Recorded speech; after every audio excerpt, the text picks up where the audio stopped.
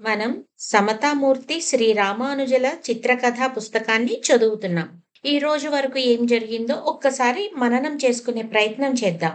రామానుజుల వారి విద్యాభ్యాసము, రామానుజుల వారు మహాపూర్ణుల వద్ద పంచ సంస్కారాలు తీసుకొని తురియాశ్రమాన్ని స్వీకరించడము, మరియు తురియాశ్రమాన్ని స్వీకరించిన పిదప యాదవ ప్రకాశులు గారు వచ్చి సప్త చక్రాంకణానికి ఊర్ధ్వపుండ్ర ధారణకి ప్రమాణాలను వివరించమని అడగగా శ్రీవత్స చిహ్నమిశ్ర రామానుజుల వారి ఆజ్ఞతో వాటిని వివరించటము, మరియు వరదుడి అనుమతితో శ్రీరంగ క్షేత్రమైన శ్రీరంగనాథుడి వద్దకు రామానుజులు వారు చేరటం, అక్కడ పెరియనంబి గారు వివిధ రకాల సేవలు చేసేవారిని రామానుజుల వారికి పరిచయం చేయటం చూస్తున్నాం.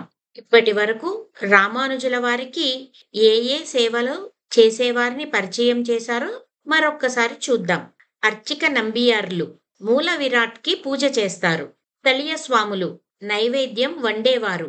అలంకార నంబి వస్త్రాలను తయారు చేసేవారు. ఈరం కొల్లి ఆస్థాన రజకులు. పోన్ పండారి ఆభరణాలకు రక్షకులు. తిరుమేన్ కావలర్ శయనోత్సవాన్ని చేసేవారు. తిరుమున్ బంధం పిడిప్పార్ యాత్రకు కావలసిన రథాలని, అక్కడ కావలసిన వ్యవస్థని అంతా చూసేవారు. తిరుమాలై కట్టి పుష్ప కైంకర్యాలు చేసేవారు, మాలలు కట్టేవారు. కట్టియం కురువోర్ జనాల రద్దీ ఎక్కువైనప్పుడు జనాలను సవరించడం చేసేవారు. నిన్న మనం శ్రీపాతాంగుల గురించి కొంత తెలుసుకున్నాం.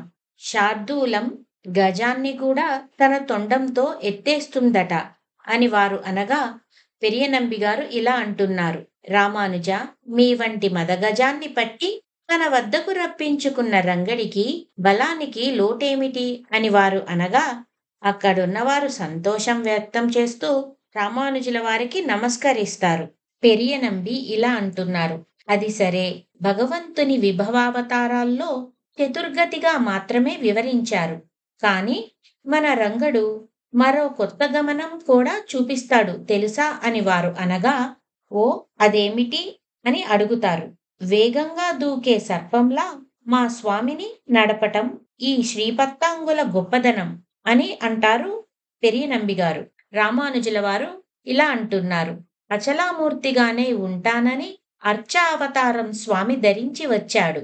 చైతన్యాన్నే కాక అతిలోక సౌందర్యాలని ఆయన నడకలో చూపే మీరంతా ఏమి భాగ్యం చేసుకున్నారో గదా, ధన్యులు అని రామానుజుల వారు అంటారు. తరువాత కథ రేపు చూద్దాం.